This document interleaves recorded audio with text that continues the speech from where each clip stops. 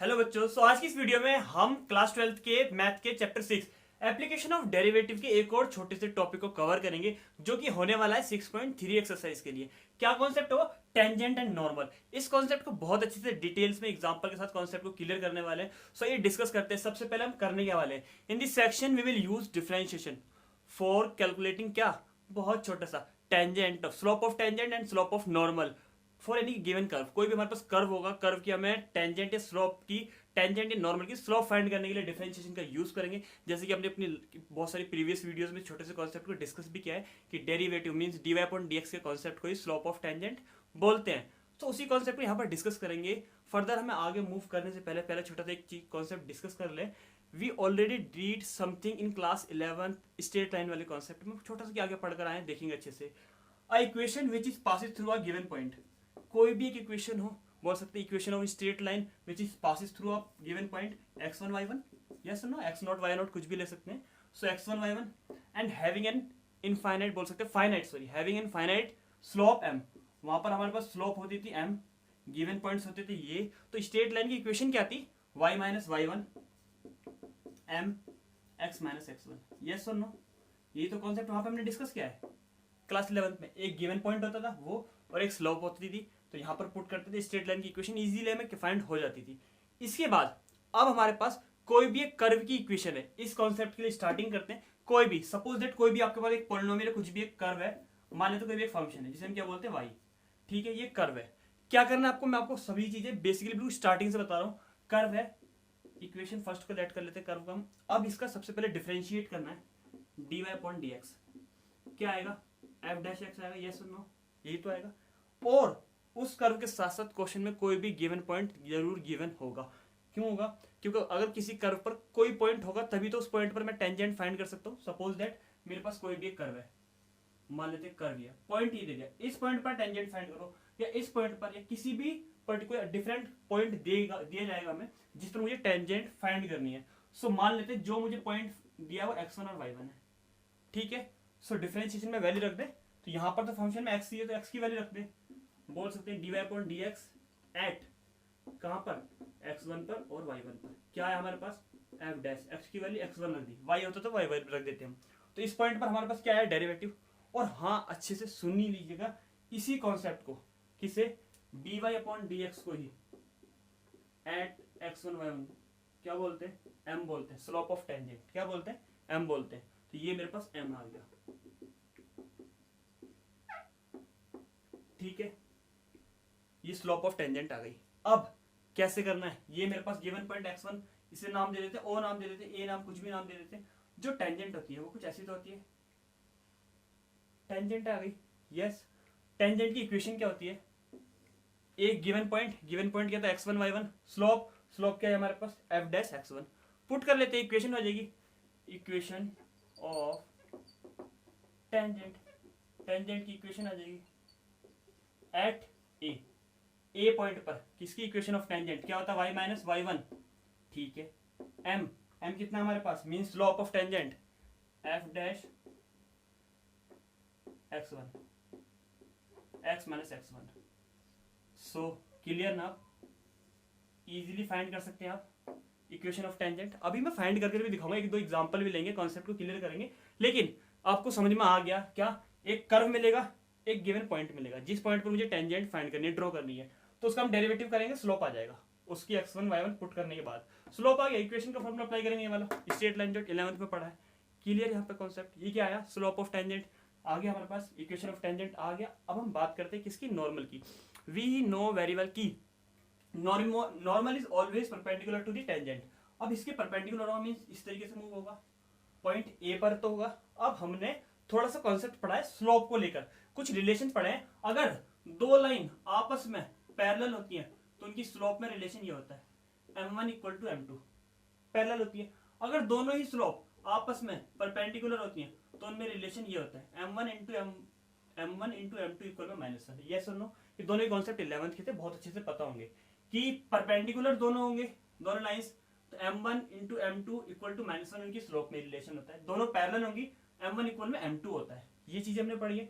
अब यहीं से मैं देखूंगा कि इक्वेशन ऑफ टेंजेंट और इक्वेशन ऑफ नॉर्मल दोनों आपस में कैसी हैं, परपेंडिकुलर है, ध्यान रखना है, मींस दोनों का मिड एंगल 90 डिग्री है, परपेंडिकुलर है।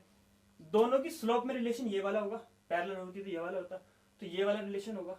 सो इसे मैं m बोल रहा हूँ, जैसे m1 बोल देंगे तो प्रॉब्लम नहीं है हमें, ठीक है। अब नॉर्मल की जो स्लोप है उसे m2 बोल लेंगे, तो उनमें रिलेशन क्या है, for slope of normal, normal की स्लोप के लिए m1 m2 इक्वल टू -1। तो m1 हमारे पास ये, मुझे फाइंड करना है m2, multiply change into divide, ये किसकी स्लोप आई, m2 क्या था, स्लोप ऑफ नॉर्मल क्या थी हमारे पास m2, और 1 किसकी थी, टेंजेंट की। तो यानी कि एक छोटे से यहाँ क्लू मिल रहा है क्या, कि m2 means slope of normal find कर सकते हैं इजीली, स्लोप ऑफ टेंजेंट को उल्टा कर माइनस लगा देंगे। तो देखते हैं, वैल्यू पुट कर देते हैं। तो मेरे पास m2 आ भी गया, -1 अपॉन में m1 कितना आया था, ये आया था, ये लो इजीली हमारा फाइंड भी हो गया, स्लोप ऑफ नॉर्मल भी आ गई।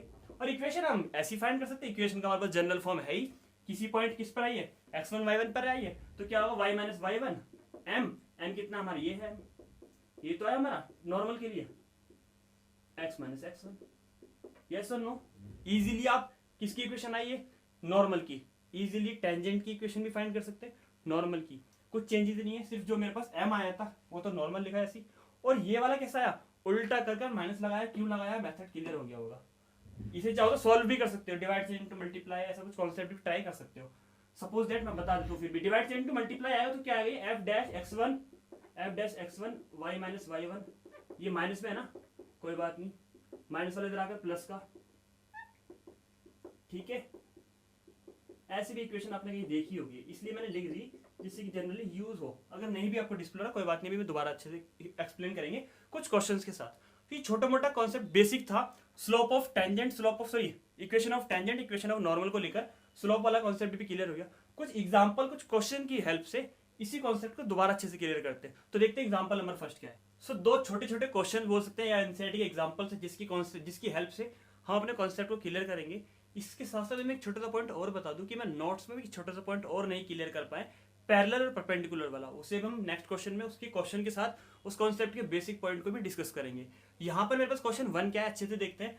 Find the slope of tangent, सिर्फ क्या फाइंड करनी है, स्लोप ऑफ टेंजेंट मुझे फाइंड करनी है, मींस m मुझे कैलकुलेट करना है, जो कि क्या है, स्लोप ऑफ टेंजेंट है टू अ कर्व। मैंने बताया था क्वेश्चन में कर्व गिवन होगा, कर्व क्या है मेरे पास, y equal to x cube minus x, at x equal to 2 पर मुझे फाइंड करनी है slope of tangent.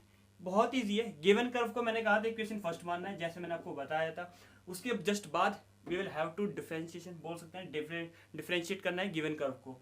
We differentiate the function on both side with respect to, किसके रेस्पेक्ट में करेंगे, x के रेस्पेक्ट में, जैसे कि मैंने आपको डिफरेंशिएशन की डिटेल्स वीडियो में अच्छे से क्लियर कर दिया है। तो कैसे करते हैं, डी अपॉन डी एक्स से लेफ्ट में ही मल्टीप्लाई करते हैं और डी अपॉन डी एक्स से राइट में मल्टीप्लाई करते हैं। यस, इजी है बिल्कुल, ये D upon D x same, ठीक है। एक्स की क्यूब का डिफरेंशिएशन 3x स्क्वायर और x का डिफरेंशिएशन 1, ये मेरे पास D Y upon D X आया। स्लोप ऑफ टेंजेंट फाइंड करने के लिए गिवन पॉइंट में पुट करते हैं, जो भी मेरे पास आंसर आएगा वो क्या कहलाता है, स्लोप ऑफ टेंजेंट, यानी कि m कहलाता है। कब, x की वैल्यू पुट करने के बाद। x की वैल्यू क्या है मेरे पास, 2 थी ना, सो 2 का स्क्वायर कितना आता है, 4, 4 3 12, 12 minus 1 11, slope of tangent. Yes, कितना इजी है फाइंड करना स्लोप ऑफ टेंजेंट। अगर हमें वैसे नीड नहीं है यहाँ पर टेंजेंट की इक्वेशन की, अगर इक्वेशन बोलते तो वो भी कैलकुलेट कर लेते। उसी के लिए मैंने एक और एग्जांपल है जिसमें हम थोड़ा सा टेंजेंट की इक्वेशन के साथ साथ कॉन्सेप्ट को कुछ डिफरेंट वे में गिवन है। अच्छे से देखते हैं क्वेश्चन क्या है। फाइंड द पॉइंट, क्या कैलकुलेट करना है मुझे, पॉइंट कैलकुलेट करना है, सॉल्यूशन करना है मुझे, फाइंड करना है क्या, point to be calculated at which the tangent to a curve. Curve क्या है मेरे पास, ये 4x माइनस 3 माइनस 1, ये कर्व की फॉर्म में इन्होंने ऐसे लिखा हुआ है सिर्फ, हैज इट्स स्लोप, स्लोप मतलब m कितनी है, 3/2। अच्छे से कैलकुलेट कर लेते हैं, अभी इजी है, बहुत ज्यादा हार्ड नहीं है। जो भी कर्व होगा इक्वेशन फर्स्ट मानेंगे सेम इस पैटर्न की तरह, फिर डिफरेंशिएट करेंगे, यानी कि m फाइंड करने वाले हैं। We will have to differentiate the line, equation of curve sorry, d upon D x, left में भी राइट में भी ये सेम। डिफरेंशिएशन करना अच्छे से आता है ना, नहीं आता तो मैंने बता लिया, डिटेल्स वीडियो आप अच्छे से देखें। तो ये d Y upon D x same ऐसी। अब रूट एक्स का डिफरेंशिएशन क्या होता है, 1/2√x, यही तो होता है। और जिसे हम लेट करते हैं, √x बोला मैंने इसे √x बोला ना, जिसे हम लेट करते हैं उसका डिफरेंशिएशन दोबारा करते हैं। सो 4 का डिफरेंशिएशन मल्टीप्लाई में x का डिफरेंशिएशन 1, कांस्टेंट का 0, 1 का डिफरेंशिएशन 0, पता है ना कांस्टेंट का 0 होता है। डिफरेंशिएशन क्लियर ना, √x का 1/2√x होता है। √x, इसे मैंने x माना तो दोबारा करेंगे, मल्टीप्लाई में 4 है ऐसे लिखेंगे, x का डिफरेंशिएशन 1, कांस्टेंट का 0, ठीक है। तो मेरे पास सॉल्व करके क्या आए, 4 1 जा 4, ठीक है, अपॉन में 2, रूट में 4x माइनस 3, 2 2 जा यानी कि 2/4x माइनस 3, रूट में ये क्या है मेरे पास, dy/dx, मीन्स बोल सकते हैं slope of tangent. Slope of tangent ये आया, इन्होंने भी गिवन है m, क्या है 2/3, तो पुट कर लेते हैं 2/3, मेरे इक्वल में क्या आया 2/रूट में 4x माइनस 3, 2 से 2 कैंसिल, 2 1 जा 2 1 जा, क्रॉस मल्टीप्लाई 4x माइनस 3, 3 1 जा 3, रूट का इधर आकर क्या बन जाएगा स्क्वायर, और 3 का स्क्वायर होता है 9, माइनस का इधर आकर प्लस हो जाएगा 12, 4 3 जा, x कितना है मेरे पास 3, x की वैल्यू उठा के कर्व में पुट कर दो, y आ जाएगा 4x माइनस 3 माइनस 1, सो कितना पुट करना है x की वैल्यू 3, कितना आएगा 4 3 जा 12, 12 में से 3 माइनस करेंगे 9, 9 का रूट होता है 3, 3 माइनस 1 2, यानी कि पॉइंट आ गया मेरे पास, x की वैल्यू 3 आई, y की वैल्यू 2, जो मुझे कैलकुलेट करना था वो इजीली फाइंड हो गया। अब हम अभी आपको थोड़ा सा और भी डाउट होंगे, आई नो, पहले बेसिक कॉन्सेप्ट एक नोट्स रह गया था वो क्लियर करेंगे, पैरेलल परपेंडिकुलर वाला, और उसके साथ साथ उसके बेस पे क्वेश्चन देखेंगे। तो देखते हैं क्वेश्चन क्या है हमारे पास। अब इस क्वेश्चन की हेल्प से मैंने बताया था क्या क्या कॉन्सेप्ट डिस्कस करें। पहले छोटे छोटे नोट्स है जो रिमेन थे अभी तक, फर्स्ट मैंने स्टार्टिंग में नहीं बताए थे, वो क्लियर करेंगे। उसी के बेस पे क्वेश्चन है, काफी इंटरेस्टिंग है। इस टाइप के क्वेश्चन बच्चों को ज्यादातर डिफिकल्ट लगते हैं और ऐसे क्वेश्चन देखने को ही मिलते हैं एग्जाम में हमें।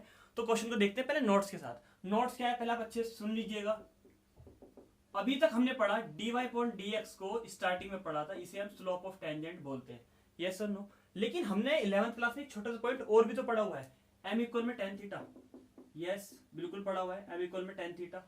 m इक्वल में tan थीटा के लिए हमारे पास ये m जो है क्या है, ये स्लोप ऑफ टेंजेंट बोल सकते हैं, टेंजेंट की स्लोप है। लेकिन जो एंगल थीटा है वो हमारे पास एक्स एक्सिस की पॉजिटिव डायरेक्शन से टेंजेंट का बोल सकते हैं ग्रेडियंट बताता है, स्लोप बताता है। मान लीजिए मेरे पास एक क्वाड्रेंट है एक्स एक्स डैश है, ये मेरे पास स्लोप है कोई भी, तो एक्स एक्सिस से कितना है 45 डिग्री है, ये टेंजेंट की स्लोप बताता है, बोल सकते हैं ग्रेडियंट बताता है एक्स एक्सिस की पॉजिटिव डायरेक्शन से, एंगल बताएगा। तो ये वाला एंगल अगर मेरे पास स्लोप बिल्कुल एक्स एक्सिस पर ही मूव करे तो एंगल कितना हो जाएगा, ऑब्वियस सर जीरो हो जाएगा। जितना नीचे की तरफ आता रहेगा डिक्रीज होगा एंगल, ऐसे नीचे आएगा तो जीरो हो जाएगा। अगर मेरे पास एंगल जीरो हो जाएगा देन इफ ऐसा अगर हो जाए तो मेरे पास क्या चेंजेस आने वाले, छोटा सा चेंजेस है बहुत अच्छा सा, m इक्वल में tan theta, theta mean zero और tan जीरो व्हाट 1 या 0 0 सॉरी tan जीरो इज 0। अब मेरे पास m होता है dy/dx, यस होता है, क्या आया dy/dx 0 आया। ऐसे केस में बहुत अच्छे से ध्यान रखना है, कभी भी ऐसा केस हो जाए, दोनों केस रिवर्स भी सुनिएगा उसका, अगर dy/dx 0 आ जाए that means the tangent is parallel to the x axis, means उसके मिड का एंगल क्या है जीरो है, एक्स एक्सिस की पॉजिटिव डायरेक्शन में बोल सकते हैं, तो वो टेंजेंट पैरेलल है एक्स एक्सिस के, इसका मीनिंग dy/dx का मीनिंग। एक और मीनिंग क्या, अगर m 0 आ जाए, बात तो ये dy/dx को हम बोलते हैं, अगर m 0 आ जाए, ये थीटा 0 आ जाए, तब भी मींस यही है कि टेंजेंट जो है एक्स एक्सिस के साथ पैरेलल फॉर्म में, ध्यान रखना है पैरेलल फॉर्म में। इसके साथ साथ अब हमारे पास इक्वेशन कैसे फाइंड करते थे, y minus y1 m x minus x1 ऐसे तो कैलकुलेट करते थे। अगर m की वैल्यू में 0 रख दूं तो क्या होगा मेरे पास y माइनस y1, ये सब पार्ट 0 हो जाएगा, यस ऑब्वियस हो जाएगा क्योंकि 0 की मल्टीप्लाई करेंगे। So y minus y1 is equal to 0, y equal में y1, इट मींस ये आपके पास इक्वेशन ऑफ टेंजेंट होगी। क्लियर हो गया ना। इसके साथ साथ एक और नोट्स क्लियर कर लें क्योंकि वो जरूर आपके माइंड में क्रिएट होगा कि सर अगर आपने अभी देखा कि थीटा मेरे पास 0 हो गया तो ये कंडीशन क्रिएट हुई, अगर मेरे पास ये थीटा मतलब बोल सकते हैं ये 90 डिग्री पर हो जाए, चलो ये भी देख लेते हैं, if theta equal to 90 degree, then m is what, m equal में tan theta means tan 90 means infinity, not defined. m हमारे पास क्या आ गया, ये आ गया। m होता क्या है, dy/dx होता है सर, अभी तो बताया, यानी कि dy/dx कैसा होगा इंफिनिटी। इंफिनिटी का मीन्स क्या होता है, समथिंग अपॉन जीरो, मीन्स हम इसे 1/0 लिख सकते हैं या समथिंग अपॉन जीरो का कुछ भी लिख सकते हैं, 1/0 इसका रेसिप्रोकल करेंगे, ऑब्वियस से कर सकते हैं, dx अपॉन dy। सो 0.1, 0 को 1 से डिवाइड करेंगे 0 आएगा। मींस एक चीज और एराइज हो गई यहाँ पर, बहुत अच्छे से ध्यान रखना है नोट्स की तरह। अगर ऐसी कंडीशन क्रिएट हो कि dx अपॉन dy उल्टा है, बहुत अच्छे से देखिएगा, dx अपॉन dy 0 आ जाए, तब ध्यान रखना है हमारे पास क्या होने वाला है। अब एंगल 90 डिग्री था, इसका मीनिंग क्या है, जो मेरे पास एक्स एक्सिस की है, और बोल सकते हैं टेंजेंट की मिड का एंगल 90 डिग्री है, बोल सकते हैं the tangent is perpendicular to the x axis, x axis से परपेंडिकुलर 90 डिग्री ये तो होता है। और दूसरे मीनिंग, दूसरे वे में ऐसे ही बोल सकते हैं एक्स जो टेंजेंट है is parallel to the y axis. जब हमारे पास टेंजेंट 90 डिग्री पर आ जाएगी, मींस वो एक्स एक्सिस पे क्या है, एक्स एक्सिस पे परपेंडिकुलर है, और 90 डिग्री पर है तो वाई एक्सिस के साथ पैरेलल में। तो दोनों स्टेटमेंट इसके लिए है, ध्यान रखना है, एक्स एक्सिस के साथ परपेंडिकुलर और वाई एक्सिस के साथ पैरेलल। यस और नो? सेम उसका रिवर्स यहाँ पर है, ये एक्स एक्सिस के साथ पैरेलल है और वाई एक्सिस के साथ परपेंडिकुलर है, वो तो कॉमन सेंस है, इजीली सब समझ सकते हैं। लेकिन इन दोनों कॉन्सेप्ट को बहुत अच्छे से ध्यान रखना है, ठीक है ना? क्लियर नहीं? कब है theta 90, theta 0, theta 90 x axis के पैरेलल, वाई एक्सिस के पैरेलल। लिख दूं यहाँ पर ये बात है, नोट्स कर लेना, एक्स एक्सिस के पैरेलल है, पैरेलल साइन बना देना, और ये वाई एक्सिस के पैरेलल है, वाई एक्सिस के पैरेलल है। जो एक्स एक्सिस के पैरेलल है तो वाई एक्सिस के परपेंडिकुलर होगा, ये एक्स एक्सिस के परपेंडिकुलर होगा। ये अदर थिंग्स भी है, कभी आ जाए, मतलब ऐसा बोल सकते हैं, अगर ऐसा हो जाए बाई चांस क्वेश्चन में आ जाए तो आप इसे अच्छे से ध्यान रखना। क्वेश्चन देखते हैं, find the point, what will have to do. यहाँ पर हमें क्या करना है, पॉइंट कैलकुलेट करना है, ठीक है कर देंगे। ऑन कर्व, कर्व मैंने बताया जरूर गिवन होगा, तो कर्व देखते ही हम क्या करते हैं, अभी तक क्या बताया मैंने, सर कर्व लेते ही उसकी इक्वेशन फर्स्ट बोलो और सबसे पहले से डिफरेंशिएट कर लो विद रेस्पेक्ट टू एक्स। यहाँ पर हम करेंगे we do the differentiation on both side with respect to x, तो डी अपॉन डी एक्स से लेफ्ट में मल्टीप्लाई, यस, और डी अपॉन डी एक्स से राइट में मल्टीप्लाई, ये तो कॉमन चीज है।